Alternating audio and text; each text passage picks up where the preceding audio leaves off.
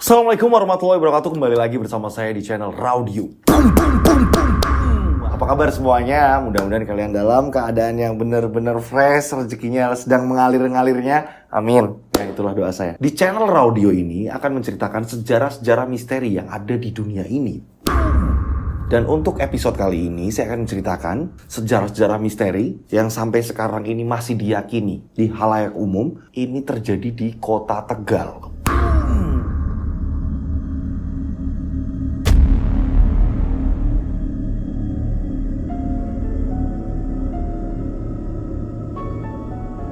Nah, ternyata di kota Tegal ini menyimpan banyak misteri yang warga sekitar ini meyakini adanya misteri tersebut.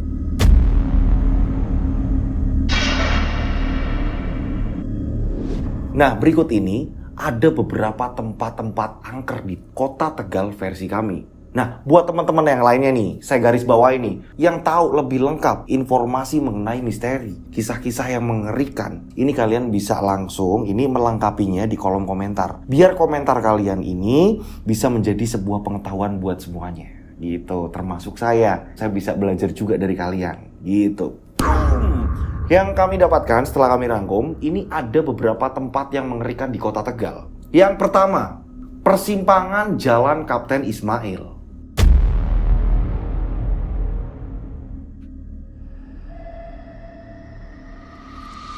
Nah, yang kedua, Pantai Alam Indah.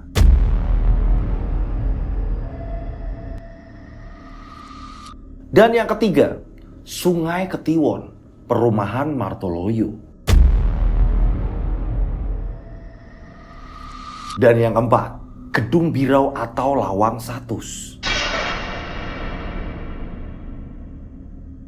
Dan yang kelima, Makam Sleret. Dan yang keenam, bekas pabrik tekstil Mejasem. Dan yang ketujuh, Makam Hadat.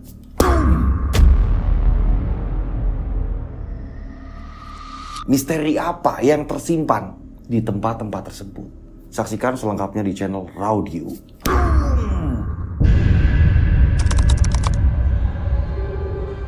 Nah, yang saya kupas pertama adalah 1. Persimpangan Jalan Kapten Ismail. Jalan ini dikenal sudah lama, ya kan? Para halayak mengatakan bahwa di persimpangan tersebut ini tempat angker bagi pasangan pengantin baru.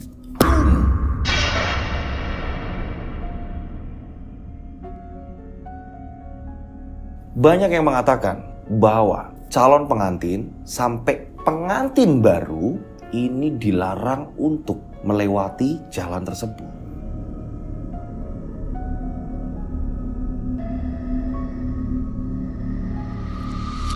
Hal ini diyakini oleh masyarakat sekitar karena dulu pernah ada sebuah cerita sepasang kekasih yang bunuh diri di jalan tersebut. Dan konon katanya hubungan mereka ini memang tidak disetujui oleh kedua orang tuanya. Nah, ada juga dari sejarah lain mengatakan bahwa tempat tersebut ini masih berkaitan dengan cerita Nyai Ronggeng. Ada seorang sinden bernama Larasati. Seorang sinden tadi yang bernama Larasati ini mau dipersunting oleh seorang pangeran. Akan tetapi, ketika hari perkawinan yang telah ditentukan, sinden tersebut justru malah tidak menghadiri acara pernikahannya. Itulah yang membuat adanya kutukan di jalan atau jalur tersebut.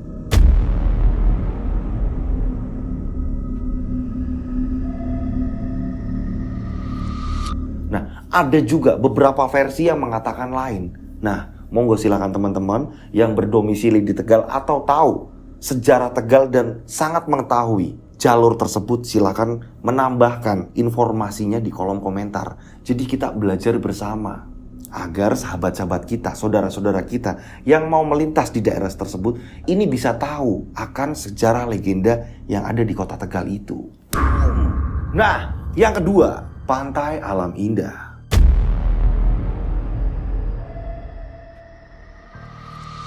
Saya sendiri juga pernah datang ke sana ketika menghadiri sebuah konser band terkenal. Saya pernah datang ke sana, saya juga pernah manggung di situ. Inilah Pantai Alam Indah. Di sana dikenal ada penguasa laut yang bernama Dewi Rantamsari.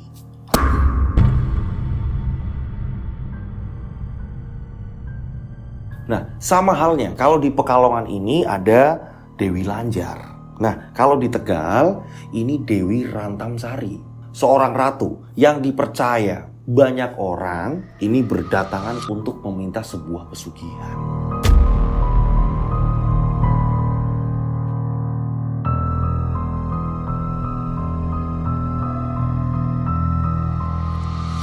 Itulah yang ada di Pantai Alam Indah. Dan saya sendiri, tadi kan saya bilang saya pernah manggung di situ. Bapak saya dan kakek saya ini memberikan wejangan kepada saya. Nanti beberapa jam sebelum kamu manggung, kamu datang ke sana. Dan kamu ini jangan sampai lupa untuk permisi.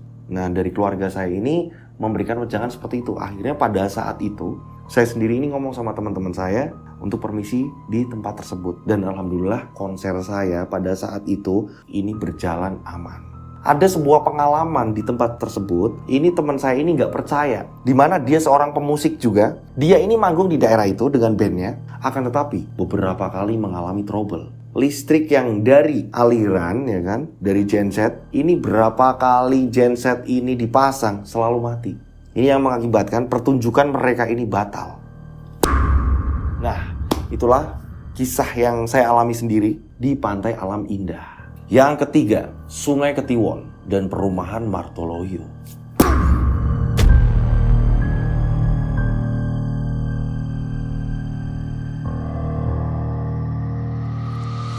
Tempat itu dikenal pada zaman dulu ini sebagai tempat pembantaian orang-orang yang dituduh sebagai anggota PKI. PKI.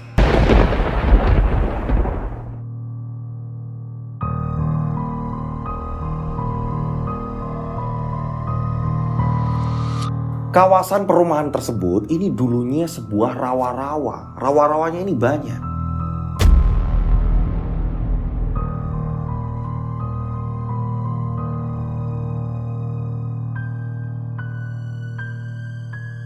Dan kejadian itu kisaran tahun 1965 sampai 1966. Kisaran 1 tahun. Tempat itu menjadi saksi pembantaian.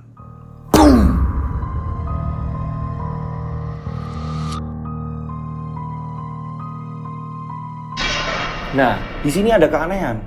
Penduduk setempat ini tidak pernah merasakan hal mistis atau penampakan-penampakan apa. Ini tidak pernah. Mereka aman-aman saja.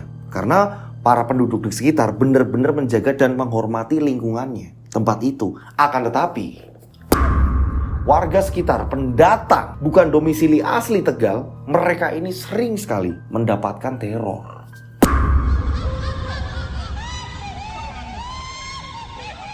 Cerita yang saya dapatkan, ini ada seseorang yang sampai sekarang dia ini masih mengalami trauma dan teror menerus. Padahal dia sudah tidak ada di situ. Dia sudah tidak lagi main ke situ. Nah, itulah kisah sejarah Sungai Ketiwon dan Perumahan Martoloyo. Buat teman-teman yang di rumah, yang tahu informasi lengkap tentang sungai tersebut dan Perumahan Martoloyo itu tadi, monggo silakan dilengkapi sejarah ini. Karena ini akan berguna untuk semuanya, termasuk saya. Kita jadi bisa belajar bareng-bareng di channel ini. Nah, yang keempat, Gedung Birau atau Lawang Satus. Gedung tersebut ini merupakan peninggalan zaman Belanda, zaman VOC. Masyarakat sekitar menyebutnya dengan sebutan Lawang Satus.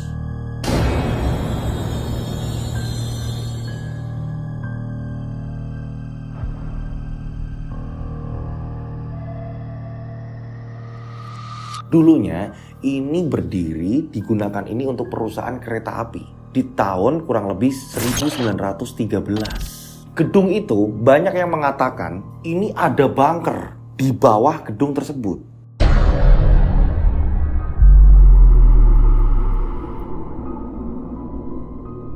Nah, dari Pemda juga melarang siapapun dilarang masuk ke dalam bunker tersebut. Ini layaknya yang seperti ada di Lawang Sewu. Nah, monggo silakan seperti biasa yang dapat informasi tentang ini lebih lanjut silakan ditulis di kolom komentar. Ya, monggo silakan. Nah, yang kelima, makam Cleret. Pemakaman ini terletak di daerah Randu Gunting. Pemakaman ini membelah sebuah jalan. Jadi, ada makam yang dibelah oleh jalan, ini berada di kiri kanannya jalan nih.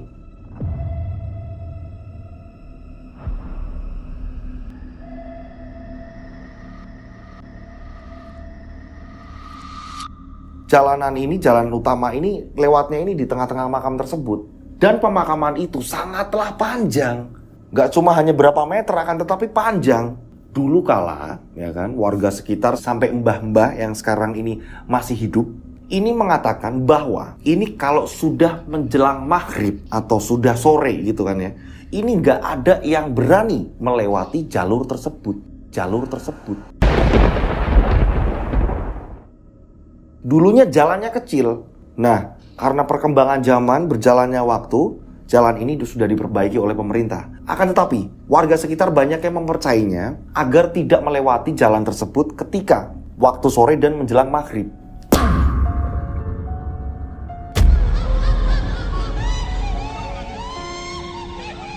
Dan yang keenam, pabrik tekstil Mejasem.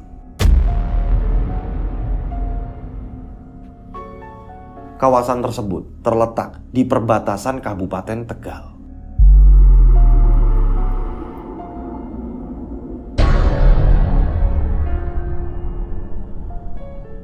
Pabrik tersebut ini peninggalan Belanda. Pabrik ini beroperasi kisaran tahun 1936.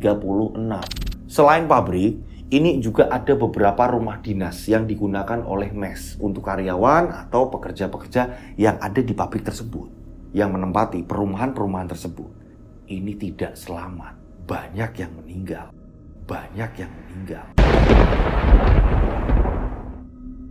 Dan yang ketujuh, makam Haddad.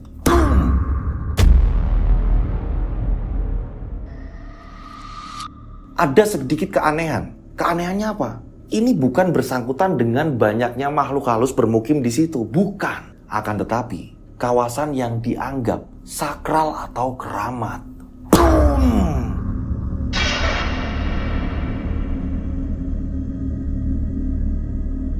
Dan di pemakaman tersebut ini ada satu makam ulama yang tersohor. Dia berasal dari Yaman.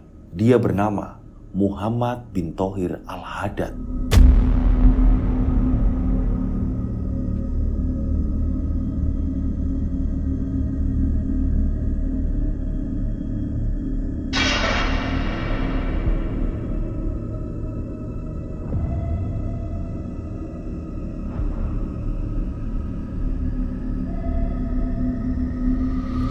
Nah, dulunya ini ada sebuah cerita ketika ada seseorang yang berbuat jahat dan tidak mengakui kejahatannya, maka orang tersebut ini diseret, dipaksa untuk bersumpah di makam tersebut. Jika berbohong, maka pelaku tersebut menanggung akibatnya, baik atau buruknya.